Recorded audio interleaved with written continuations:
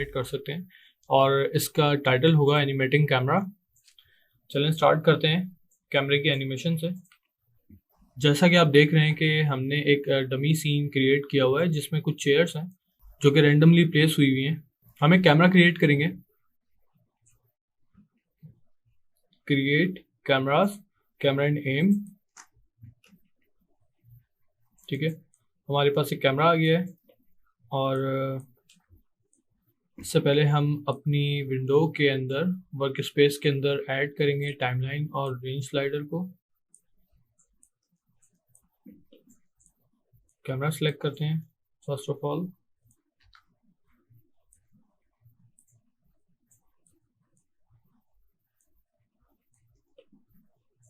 कैमरे का पॉइंट आपने ऑब्जेक्ट के सेंटर में दे दिया जहाँ पे आप करना चाह रहे हैं इसको सेंटर, और कैमरा स्टार्ट करते हैं। एनिमेटिंग कैमरे के लिए जो फिजिबल आपका वर्क अराउंड रहेगा लेआउट के हवाले से, वो सबसे बेस्ट होगा कि आप इसको क्वाड व्यू में ले लें। ठीक है, क्वाड व्यू में जब आप लेंगे तो आपके पास 4 कैमराज आ जाएंगे जिसमें से 3 ऑर्थोग्राफिक और एक पर्सपेक्टिव होगा। अगर आप देखें तो आप इस व्यू को मूव कर सकते हैं, यानी कि आप इन व्यू में से किसी भी 2 को या तीनों को स्पेस दे सकते हैं कि किसको आप ज़्यादा स्पेस देना चाह रहे हैं, किस में आप मेन काम करना चाह रहे हैं। तो हम यहाँ पे ये करेंगे कि हम जो 2 हैं, लाइक जो नीचे के 2 स्पेसेस होंगे जिसमें ऑर्थोग्राफिक कैमराज हैं, हमें उनकी नीड नहीं है फ़िलहाल इसके अंदर, तो हम इसको ड्रैग करके क्लोज कर देंगे। एक व्यू में हमने अपना पर्सपेक्टिव को ऐसे ही एज इट इज़ रखना है और सेकंड व्यू के अंदर हम पैनल्स के अंदर आके अपने कैमरे को सिलेक्ट कर लेंगे। उस व्यू के अंदर हमें कैमरे की पोजीशन पता चले कि एग्जैक्टली क्या पोजीशन है। ठीक है, और रेजोल्यूशन गेट ओपन कर लें ताकि उससे आपको आइडिया हो जाएगा कि आपके कैमरे की क्या फ्रेमिंग बन रही है। अब देखें, जैसे ही मैं कैमरे के अंदर रह के मूव करता हूँ तो आप पर्सपेक्टिव में देख सकते हैं कि हमारा जो कैमरा है वो मूव हो रहा है, वो आपको लाइव फीडबैक मिल रहा है वहाँ पे। तो एक तरीका तो ये होता है कि आप कैमरा यहाँ से एडजस्ट कर लें और उसके बाद आप अपनी फ्रेमिंग या जो भी आपको एनिमेशन देनी है वो आप दे दें।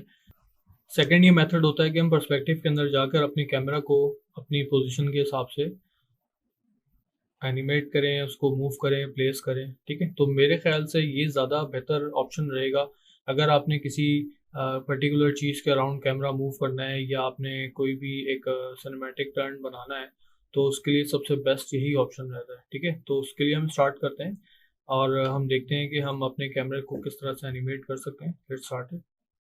आप अपने कैमरे की पहले हाइट सेट कर लें और इसकी जो फोकल है वो क्या रखना चाह रहे हैं। अराउंड ऑब्जेक्ट्स के फोकल लेंथ जो होती है वो 50 to 60 जो है वो ठीक रहती है। 50 फोकल रखने के बाद मैं अपने कैमरे को एडजस्ट कर रहा हूँ। आपका जो टाइम स्लाइडर है बेसिकली 1 से स्टार्ट हो रहा है और 120 तक जा रहा है, तो ये आपकी फ्रेम रेंज कहलाती है।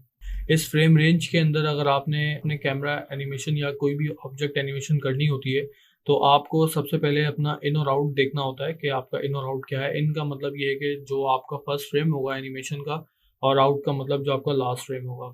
तो कैमरे का इन और आउट जो होगा वो अगर मैं 1 से लेके 120 तक एनिमेशन कर रहा हूँ तो मेरा इन जो होगा वो फर्स्ट होगा फ्रेम और आउट होगा 120। तो मुझे एनिमेशन स्टार्ट करने से पहले अपने कैमरे की फर्स्ट फ्रेमिंग देखनी है कि मेरा जो कैमरा है उसका फर्स्ट फ्रेम कहाँ पर बन रहा है और किस तरह से मैं उसको मज़ीद बेहतर कर सकता हूँ। जो हमारा कैमरा है फर्स्ट फ्रेम मैंने फाइनल कर लिया कि ठीक है मुझे ये कंपोजिशन चाहिए, तो मैं इस फर्स्ट फ्रेम पर आके इसको सबसे पहले की करूँगा। कैमरे की एनिमेशन देने से पहले हमें ये देखना ज़रूरी है कि हमारी जो एनिमेशन की सेटिंग्स हैं वो क्या हैं।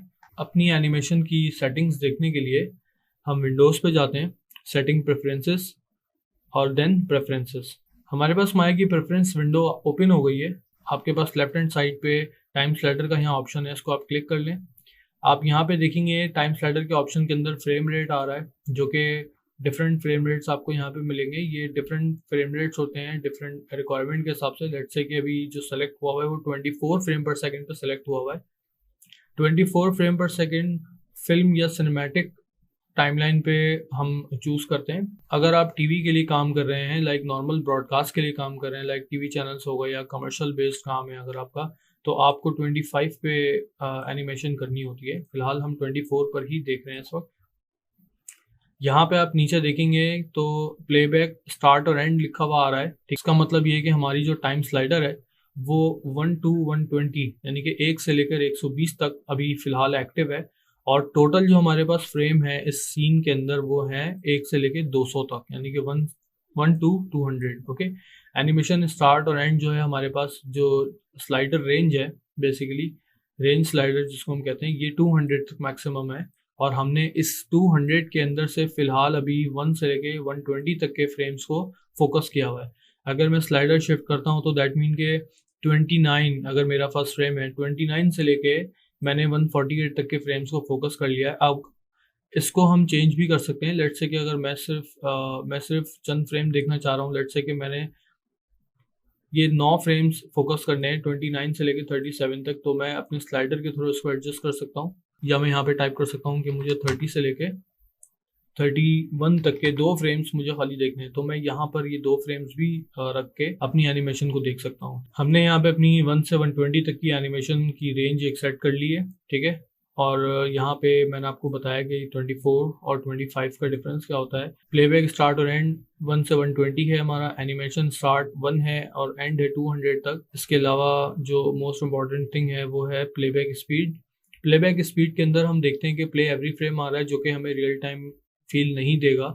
हमें रियल टाइम फील के लिए यहाँ पे 24 FPS क्रॉस 1 पे क्लिक करना होगा, ठीक है। और अपडेट व्यू हमें ऑल करना होगा ताकि वो ताकि जब भी हम इसको प्ले करेंगे तो हमारे पास जितने भी व्यूज़ हैं, यानी कि अपडेट व्यूज़ का मतलब एक व्यू हमारा ये है हमारे लेफ्ट पे और एक व्यू हमारे राइट पे है, यानी कि पर्सपेक्टिव और कैमरा दोनों व्यूज से एट अ टाइम हम अपडेट देख सकते हैं एनिमेशन होते हुए। लूपिंग के अगर आप दे सकते हैं कि लूप वंस हो या लूप ऑस्किलेट हो या कंटिन्यूस हो, तो हम कंटिन्यूस चाहते हैं, हमने यहाँ पे इसको चेक लगा के या बाय डिफ़ॉल्ट ये सेलेक्ट हुआ हुआ है, हम यहाँ पे इसको सेव कर देते हैं, ठीक है।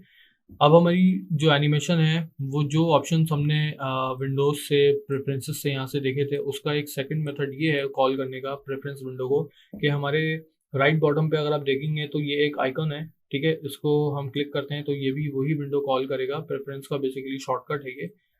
इसी तरह से अगर आप टाइमलाइन को थोड़ा सा व्यू करते हैं, रेंज स्लाइडर के बराबर में आप देखेंगे कि आपके पास यहाँ पे फ्रेम पर सेकंड का ऑप्शन है जहाँ से आप इसको स्विच कर सकते हैं इजीली।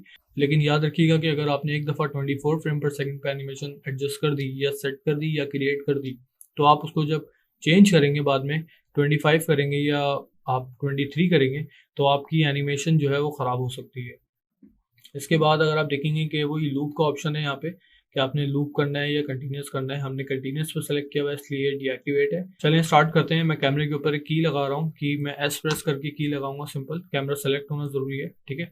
मैंने कीबोर्ड से एस प्रेस किया और मेरी फर्स्ट की अपेयर हो गई। देन मैं सेकंड की अपनी जो सबसे एंड में लगाऊंगा वो मैं अपने कैमरे की एनिमेशन को नोटिस करता हुआ देखता हुआ फर्दर मैं यहाँ पे लगाऊंगा, ठीक है।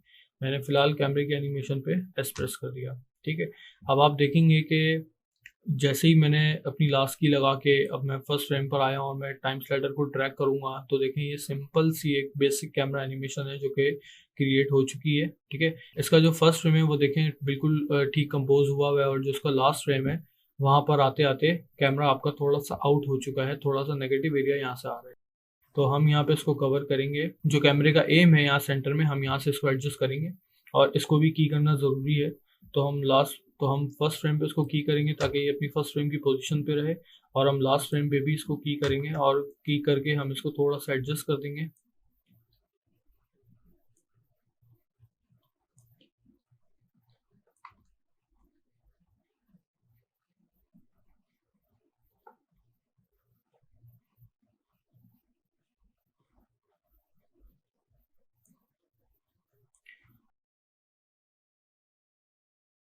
जैसे ही हम अपने कैमरे में थोड़ी सी एडजस्टमेंट करते हैं हमें दोबारा की करनी पड़ेगी, क्योंकि जो भी हमने काम किया होगा और हमने उस पर की नहीं लगाई तो वो सारा का सारा काम या जो भी मूवमेंट हमने की है वो सब ज़ाया हो जाएगी। तो हमें की करना ज़रूरी है, दोबारा से हम की कर देंगे अगेन। तो अब हम चेक करते हैं कि हमारी जो कैमरा एनिमेशन है वो कितनी इम्प्रूव हुई। एंड फ्रेम पर आके मेरा जो कैमरा है वो बहुत ज़्यादा पॉइंट लॉस कर रहा है अपना, ठीक है। तो मैं ये करूँगा कि इसकी थोड़ी सी पोजीशन में चेंज करूँगा कैमरे की। एंड फ्रेम पर आके हम देखते हैं कि हम किस तरह से इसको रिकम्पोज कर सकते हैं। एंड फ्रेम पर मैंने कैमरा अपना एडजस्ट कर दिया। मैं अगेन इसको की कर देता हूँ, ठीक है। और इसका जो सेंटर है, जो इसका एम है, उसको हम सेलेक्ट करते हैं और वहाँ से हम अपने कैमरे को दोबारा से एडजस्ट कर लेते हैं। जो हमारी फ्रेमिंग है, हम जिस तरह से चाह रहे हैं वो हमने एडजस्ट कर ली है। हम इसको दोबारा की कर लेते हैं।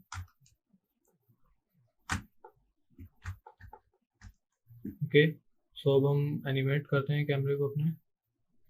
अब आप देख सकते हैं कि हमारी जो कैमरा एनिमेशन है वो पहले से बहुत डिफरेंट है और बहुत बेहतर है। तो ये एक बेसिक कैमरा एनिमेशन है। इसी तरह से आप अपने दूसरे दीगर कैमरे भी आप एनिमेट कर सकते हैं। इसके अलावा आप कैमरा चेंज करके देख सकते हैं कि किस तरीके से आप दूसरे कैमराज भी हैंडल कर सकते हैं। इस लेक्चर में हमने कवर किया कि हम कैमरे को किस तरह एनिमेट कर सकते हैं।